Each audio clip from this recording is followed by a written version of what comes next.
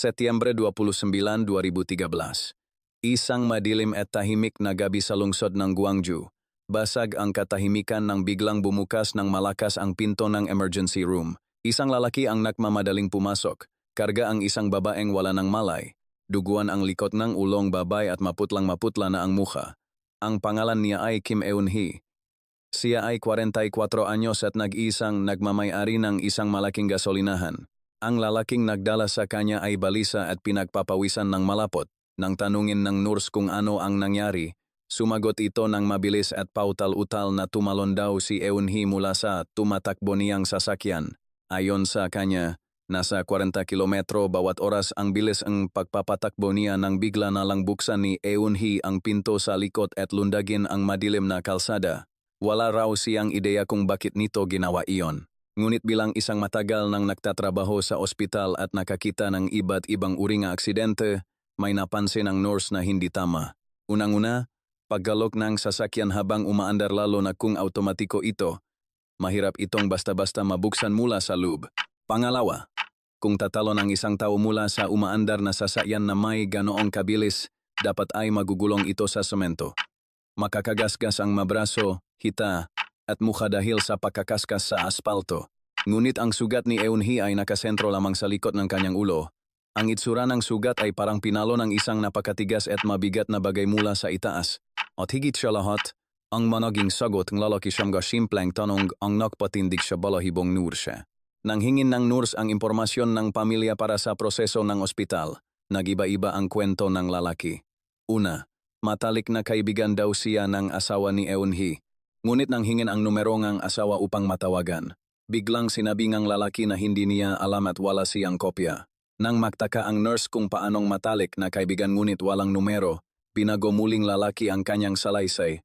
Napaktanto daw niya bigla na patay na pala ang asawa nito. Sa bandang huling ang usapan, iginiit ng lalaki na siya na lamang ang ituring na tagapag-alaga ni Eun-hee. Isang taong hindi makandatuto sa pagsisinungaling habang nag-agaw buhay ang kasama niya sa kamang ospital. Lihim na tumawag agad ng pulis ang nurse, ngunit huli na ang lahat. Ilang oras matapos isugot sa ospital, binawian ng buhay si Eun-hee dahil sa matinding pagdurugo sa utak.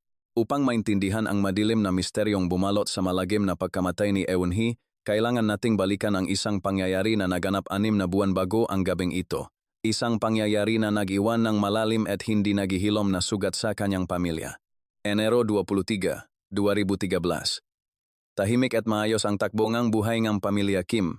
Isang gabi, nagpaalam ang asawa ni Eun-hee na lalabas lang sandali upang makipag-inuman at makipagkwentuhan sa mga kaibigan. Isang pangkaraniwang paalam ng isang haligi ng tahanan. Ngunit iyon na pala ang huling beses na makikita siyang buhay. Hindi umuwi ang asawa ni Eun-hee kinabukasan. Kahit noong sumunod na araw, hanggang sa ang mga araw ay naging linggo at naging buwan ng walang katapusang paghahanap at paghihintay. Makalipas ang 2 buwan ng paghihirap at kawalan ng tulog, nakatanggap ng tawag si Eun-hee mula sa mga autoridad.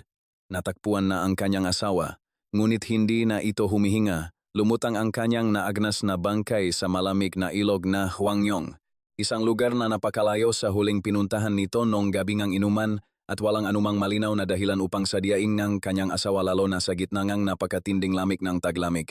Dahil walang nakitang anumang bakas ng pananakit o paglaban sa kanyang katawan, mabilis na isinara ng autoridad ang investigasyon. Ang pinal na hatol nila? Aksidente o pagpapatiwakal. Pilit na tinanggap ngang pamilya ang mapait na katotohanan kahit na punong-puno ang katanungan ang kanilang naisipan. Naiwan si Eun-hee na mag-isang magpatakbo ng malaking negosyo nilang gasolinahan at magpalaki sa 2 nilang anak na nangungulila sa kanilang ama. Nang magsimula pa lamang bumangon si Eun-hee mula sa matinding pagluluksa, biglang may kumatok sa kanilang pinto. Isang lalaking nagngangalang Bong, 48 anyos siya at nagpakilalang matalik na kababatan ng namatay na asawa ni Eun-hee. Nagalok itong tulong upang pamahalaan ang gasolinahan dahil batid daw niya ang hirap ng isang biyuda. Dahil sa awa at pag-aakalang may mabuting kalooban ang lalaki, tinanggap siya ni Eun-hee. Naging palagiang bisita si Bong sa kanilang negosyo, maayos siyang makipag-usap, magalang, at palaging nagpapakita ngang malasakit, ngunit iba ang malakas na kutob ngang panganay na anak ni Eun-hee. Tuwing nakatingin siya sa mata ni Bong, May nararamdaman siyang lamig at takot na hindi niya may paliwanag. Isang araw, sinabi nga ang anak sa kanyang ina ang isang katotohanan na matagal na niyang napansin nung buo pa ang kanilang pamilya. Nung nabubuhay pa ang kanyang ama, hindi kailanman naging malapit ito kay Bong. Sa katunayan, halatang iniwasan at kinainisan pa nga nganyang ama ang lalaking ito tuwing nagkakasalubong sila. Kung hindi naman pala talaga sila magkaibigan ng kanyang asawa, bakit biglang pumasok si Bong sa buhay ng isang balong babae na nagmamayari ng isang malaking negosyo? Ano ang tunay niyang madilim na pakay na nakakubli sa likod ng kanyang mangiti? Hindi pinansin ni Yoonhee ang mga babala at pangamba ng kanyang anak. Para sa kanya, isa lamang itong lalaking tumutulong sa oras ng kanilang pangangailangan. Ngunit sumapit ang Setyembre 23. Eksaktong 6 na araw bago ang malahim na gabi sa ospital. Nakatanggap si Eunhee ng isang maikling mensahe mula kay Bong na nag-ayang lumabas para uminom. Nang gabing iyon, umalis si Eunhee bahay. Wala siyang kaide-ideya na ang paglabas niyang iyon ay ang simulang isang walang kawalang bangungot.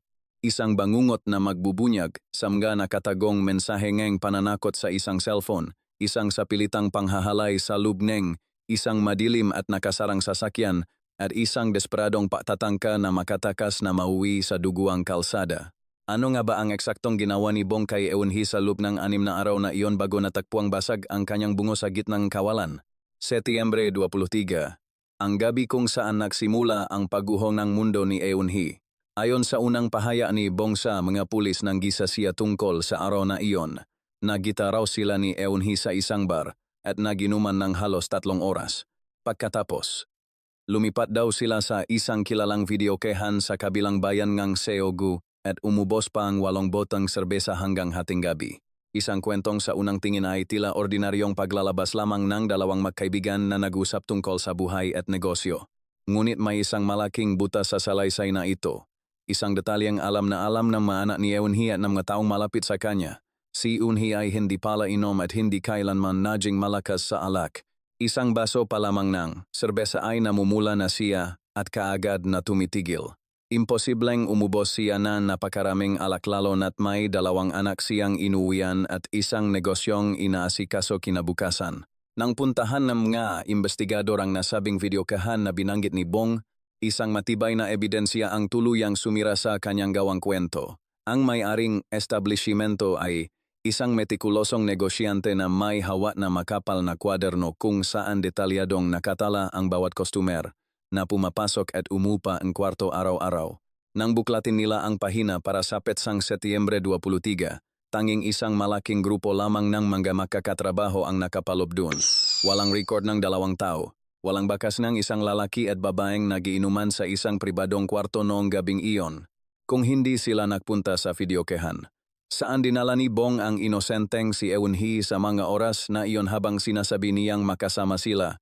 Nang makorner ng pulis at mapatunayang nagsisinungaling siya dahil sa nakuhang forensic evidence na katas ng kanyang semilya sa katawan ni Eunhee, napilitang ibahin ni Bong ang kanyang kwento.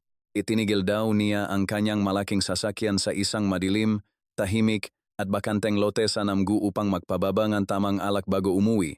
Pareho raw silang lasing na lasing. Dahil sa kalasingan at di umano'y tuksong ang pagkakataon, nangyari raw ang isang bagay na pinagkasunduan nilang dalawa. Isang malaking kasinungalingan na nagtatago ngang isang karumal-dumal na krimen.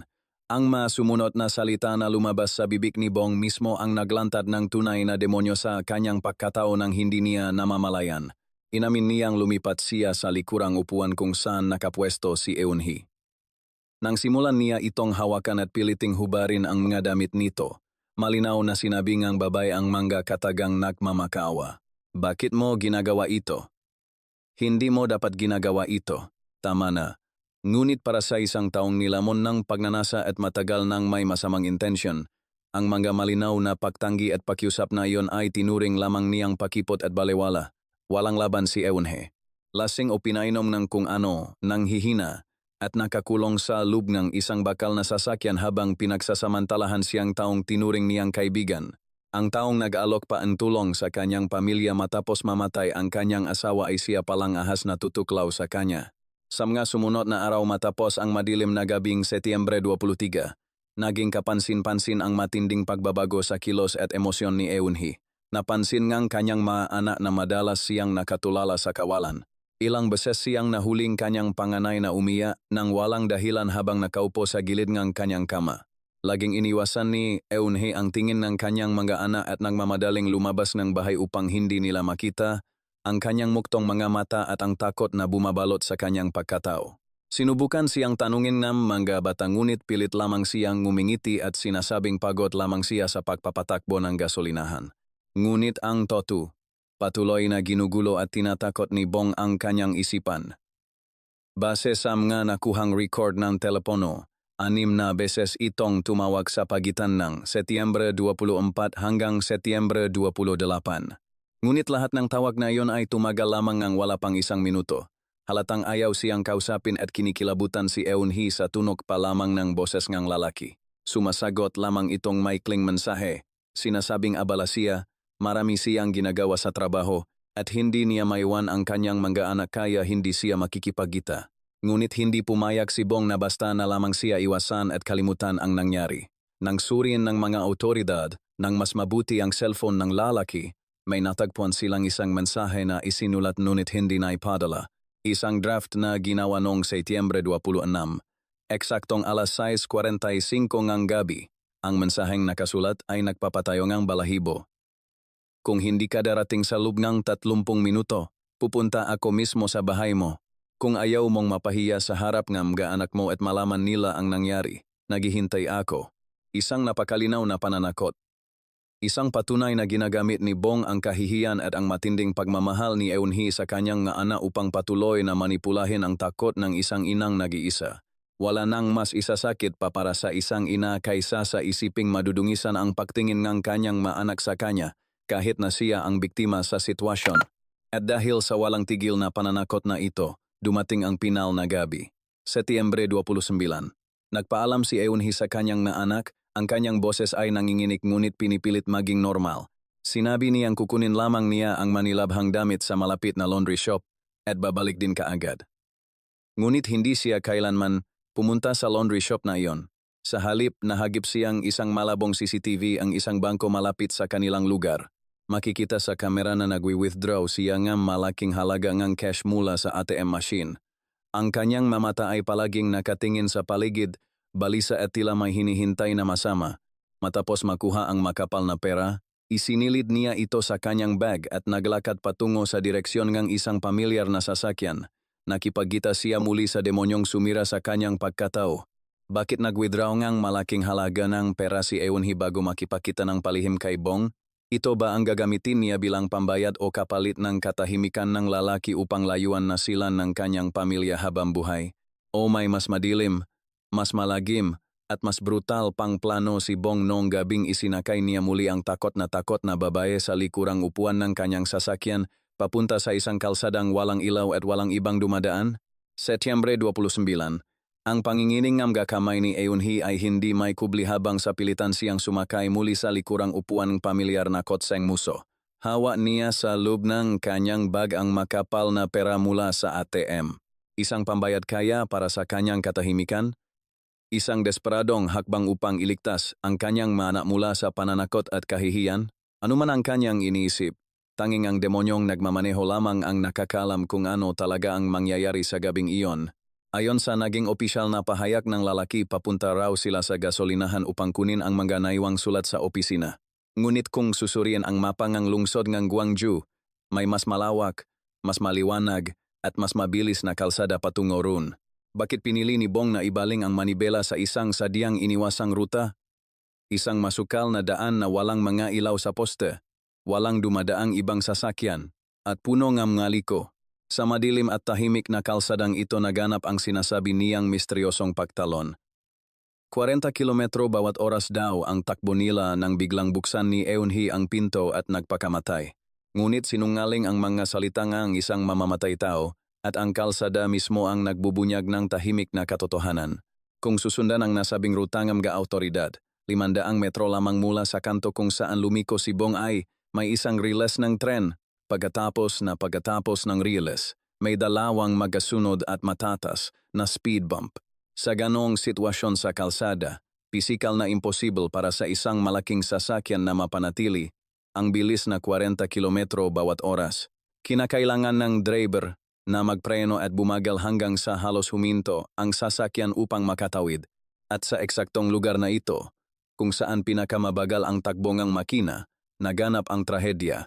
Kung totoong tumalon siya mula sa umaandar na sasakyan, bakit walang galos ang kanyang masiko at tuhod? Ngunit ang pinakamalakas na ebidensya na tuluyang sumisira sa gawang kwento ni Bong ay ang mismong dugo ni Eunhee na naiwan sa malamig na aspalto.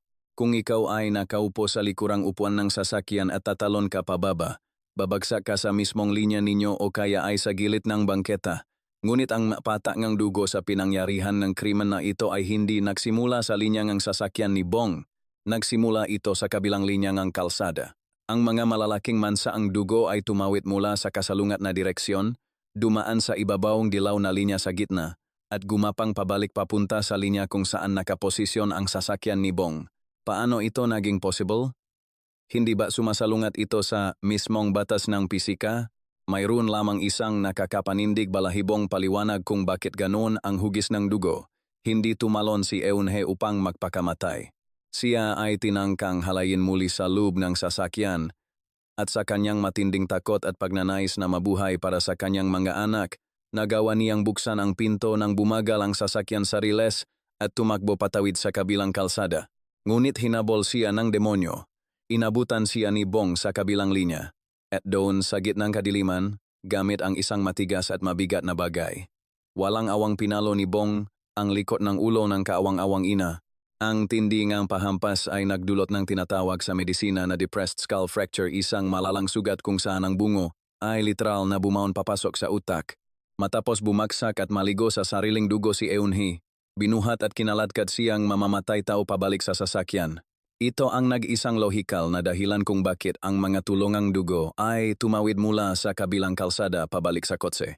Isinakay niya ang nagagobuhay na babay hindi upang iligtas ito, kundi upang pagtakpan ang kanyang ginawang krimen at magpanggap bilang isang nagmamalasakit na kaibigan sa emergency room ng ospital. Isang napakalinaw na pagpatay. Isang brutal na krimen na ang mga pisikal na ebidensya ay nakakalat na mismo sa harap ng mga pulis. May motibo, may pagkakataon, may ebidensya ngang pangahalay, at may mga bakas ng dugo na nagpapatunay ng pag-atake.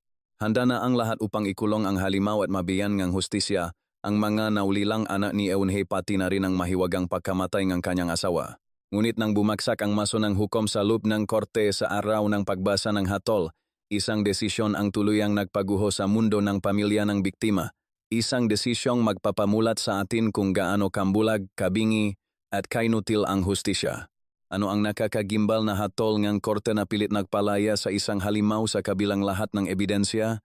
Umalingaw-ngaw ang tuno ngang maso nga hukom sa loob ngang malamig at tahimik na silit ng hukuman, inaasahan ng pamilya ni Eunhee, ng kanyang naulilang anak, at ng sinumang may matinong pag-iisip na mabubulok sa bilangguan habang buhay ang demonyong umagaw sa kanilang ina.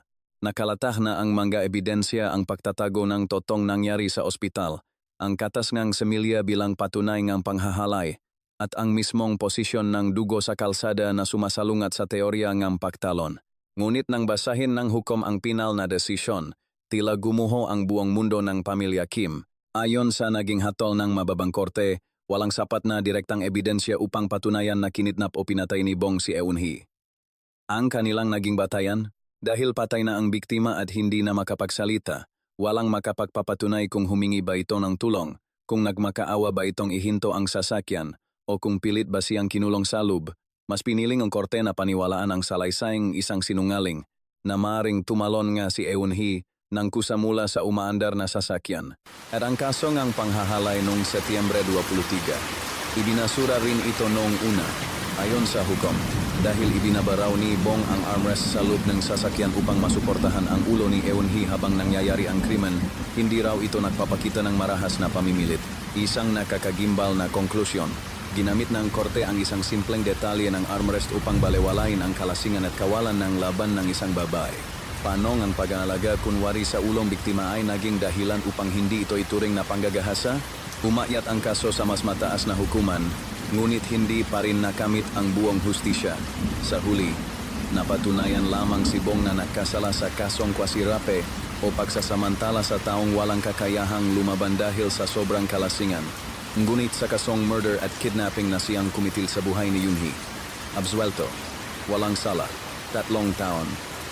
3 taong pagkakakulong lamang ang iginawad sa lalaking sumira sa isang pamilya, ng halay ng blackmail, at nag-iwan ng duguang ina sa gitna ng kalsada. Isang napakalaking sampal ito sa mukhang hustisya. Paanong nangyari ito? Ang sisihin ay ang napakapabaya at epektibong investigasyon ng mga autoridad sa umpisa pa lamang. Nang dalhin ni Bong ang naghihingalong si Eun-hee sa emergency room, hindi agad kinordon at sinuringam mapulis ang sasakyan. Hindi nila ginawan ng crime scene reconstruction o pag-aral kung paano tumalsik ang dugo. Hindi nila pinag-aralan ang anggulo ng pagkakabasa ng bungo ni Eun-hee na nagpapatunay na pinalo siya at hindi tumalon. Mas pinili ng investigador na umupo sa kanilang mga opisina at makinig sa gawang kwento ng suspek kaysa lumabas sa kalsada at hayaang ang ebidensya ang magsalita. 2 inosenteng bata ang tuluyang naulila ng lubos. 2 anak na hindi pa nga nakakabangon sa pagkawala ng kanilang ama ay kailangan na namang ihatid sa huling hantungan ang kanilang ina. 2 magulang na binawian ngang buhay sa loob lamang ng maikling 6 na buwan. Ngunit habang umiya ang mga bata sa harap ng puntot ng kanilang mga magulang, isang napakadilim na katanungan ang muling bumangon mula sa hukay. Isang detalyeng matagal ng binaon ng mga pulis. Bumalik tayo sa buwan ng Enero. Ang misteryosong pagkawala ng asawa ni Eun-hee matapos ang isang inuman. Ang bangkay na natagpuan sa isang malayong ilog ng Hwangnyong sa gitnang taglamig. Isang kasong mabilis ang isinara ng mga pulis bilang aksidente ng walang malalimang pagsisiyasat. At makalipas ang ilang araw, ang biglang pagdating ni Bong sa gasolinahan na nagpapanggap na nagmamalasakit na kaibigan. Hanggang ngayon, ang tanong na nagmumulto sa mga nakakaalam ngang kasong ito ay ito. Aksidente ba talaga ang nangyari sa ama? O mulat sapul pa lamang ay planado ng halimaw na ito na patayin ang haliging tahanan, pamuin ang gwafu, at ubusin ang pamilya Kim upang makuha ang kanilang naiwang yaman at negosyo? Kung ikaw ang tatanungin, sino ang tunay na bulag sa kwentong ito, ang hustisya ba na nagpalaya sa isang mamatay tao? O ang sistemang piniling takpan ng kanilang mga mata sa isang planado at sunod-sunod na patayan?